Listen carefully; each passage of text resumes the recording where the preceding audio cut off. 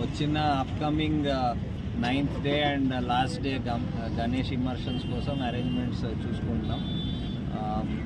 ఈసారి 5th day కూడా Sunday వచ్చింది కాబట్టి బాగా ఆ రోజు చాలామంది ఇమర్షన్కి వచ్చారు.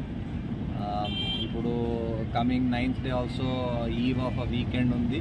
తర్వాత ఫైనల్ డే కూడా సాటర్డే రోజు ఉంది. సో వీఆర్ ఎక్స్పెక్టింగ్ చాలామంది వస్తారని.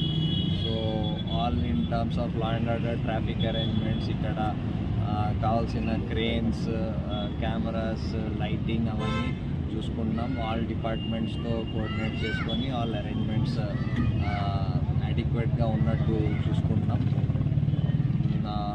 ఇప్పుడు మీకు తెలుసు ఈ దగ్గర మనది నేషనల్ హైవే, మనకి హెవీ ట్రాఫిక్ కూడా ఉంటుంది. అండ్ సో దానికోసం కూడా ట్రాఫిక్ ఆఫీసర్స్తో ప్లానింగ్ చేసుకుంటాం. ఇక్కడ ఈ debris removal and other aspects, మన హెల్త్ కోసం డాక్టర్స్ అందరూ డిపార్ట్మెంట్ నుంచి ఉన్నారు. సో ఆల్ యాంగిల్స్ నుంచి trying to see that the arrangements are complete. ఎంతమంది పోలీస్ బందోబస్తు ఉంటుంది సార్?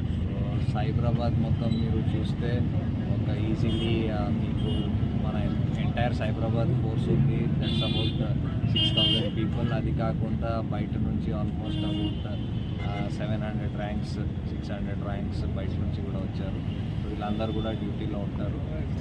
అది అండ్ దిస్ ఈ entire immersion process is not only police activity. దీంట్లో ఎవ్రీ డిపార్ట్మెంట్